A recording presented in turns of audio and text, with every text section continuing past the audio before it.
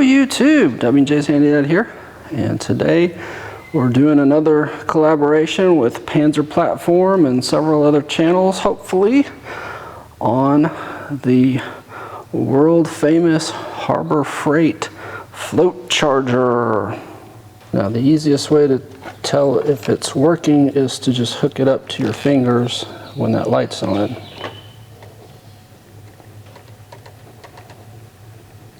In all seriousness, what I typically look for is when I hook it up to the car battery for that light to come on. That means I have a good connection, and then I'll plug it in to the power source. And the reason is, if you plug it into the power source without it connected to your battery, this light will come on, but you won't know if you've got it connected to your battery properly. And ask me how I know that sometimes you have it hooked up and it's not charging, and you come up to a dead battery even though you've had this thing plugged in.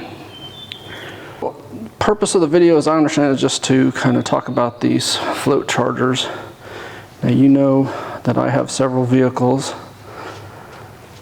I have this one, which is the 2008 Crown Victoria. I have that beauty over there, the 2004 Ford Mustang Cobra supercharged. I have my 2010 Crown Victoria, which is currently serving duty as my daily driver. I have my 2004 Chevy Avalanche Z71, which is serving duty as my hauler or when I need a truck vehicle.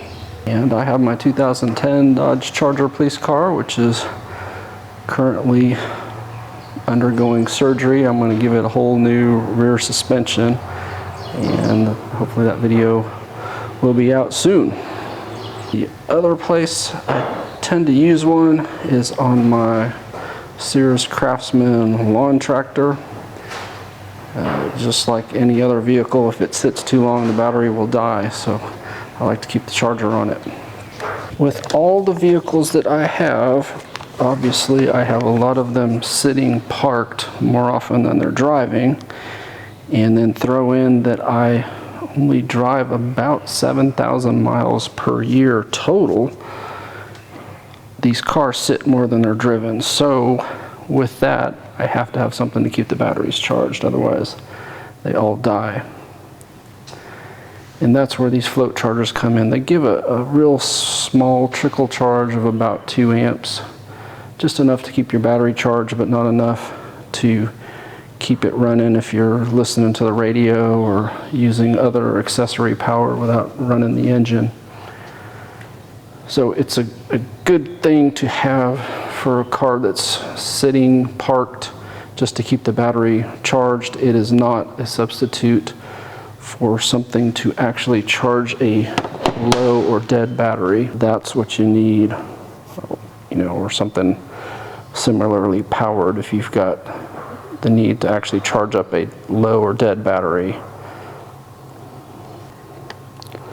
or even something as fancy as that, which that one I can charge up golf cart, car, whatever. It's got settings from 12 to I think 72 volts, and then it's got various settings for how fast you want it to charge.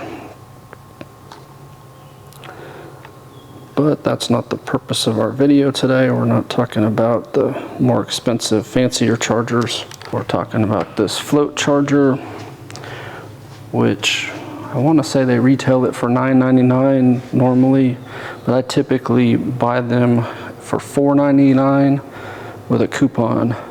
But they seem to have that coupon very frequently. And what I do when that coupon comes around, I usually buy 2 or 3 or 4 of these things, and I just keep them in the package until I need one. And so you may be wondering, well, why do I need so many? Well, they don't last forever. They do last a really long time. I've had a really good experience with them, but they will, you know, wear out and fail at some point. And so you're gonna have to either repair them or replace them, depending on what's going on. The main problem areas I have found with them are between here and here, somewhere either inside of here or on these ends it will lose the solder connection and the wire won't be connected. Even though it still appears to be physically connected, the actual electrical current doesn't flow through it. So sometimes you can fix that with solder, sometimes you can't. You see also this one looks like it's been chewed. I don't know if that was dogs, mice, or whatever. It could be a wide range of creatures between here, which is out in the middle of nowhere in the country, and my house, which is not exactly city, but it's not really country either. But we'll have squirrels and rabbits and of course the dogs at the house, and you know, any of them get a hold of stuff like this, they love to chew it. So if that gets chewed up and I don't feel like soldering it back together, or if it's chewed so badly that it kind of defeats the purpose, then I will replace this. I have never had it fail between this side and the AC adapter, interestingly enough. I don't know if they just put this side on better or what. That can be the whole Tesla versus Edison side, I guess. You can decide whether Tesla or Edison was right.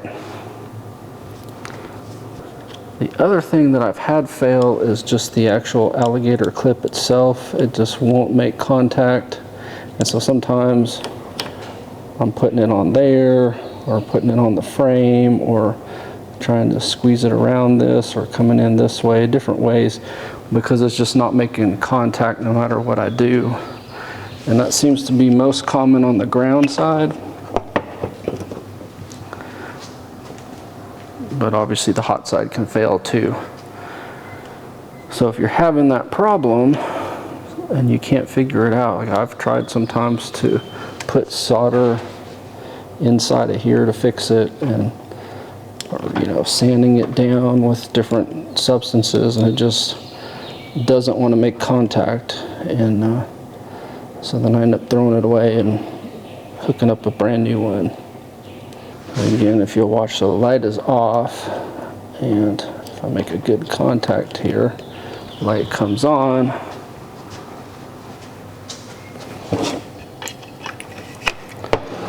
And then I plugged it in and it should be charging. If you have concerns about using these, I would say don't have concerns. I've been using these for years now. It was 2009 or 2010 when I got my first extra vehicle, and also had a need for keeping a charger like this. So I've been using these from Harbor Freight now for 10 or 11 years, and they are truly set it and forget it. I'll plug it in, leave it for days, weeks, months, and they're just fine. No problems whatsoever. So if you've got a vehicle that you keep parked, by all means, this is going to be your best bang for your buck if you're wanting to keep a fully charged battery without running the engine all the time. And if you configure these right, you can at least lower your hood down. Probably can't completely close it without getting really creative. But generally I don't like to have the hood completely closed if I've got a battery charger going anyway, because if I need to get to it, I don't want to have to get in the car and pop the hood and do all that. I want to be able to just lift up the hood. So personally, I don't put these where the hood has to be completely closed, but you could probably figure out a way to have this hooked up and do that. Anyway, in summary, they work well. I use them on all of my parked vehicles, and that way when I get in, they just start right up. Now that's what you want to see when your charger's working, is 13 point something volts. Now this battery is fully charged and the float charger is working, and that's why we're seeing a good number on there. And you see in my Silver Vic, we're only getting 12.8, and that's with a heavy duty charger on here right now. So I am fearing that perhaps this battery is finally crapped out. I don't know if you remember, I did a video a while back and the voltage on it was just barely below 12 if I remember correctly. So this one may have seen better days, because I really like to see that at 13 when it's on the charger. Hope the video was helpful. Appreciate a thumbs up. Subscribe to all of our channels, please. And please tell your friends about all of our channels. Helping each other out on YouTube is the way to go. I'll watch your videos, I'll like your videos, and I'll comment on your videos, and I appreciate y'all doing the same thing for me. Thank you very much.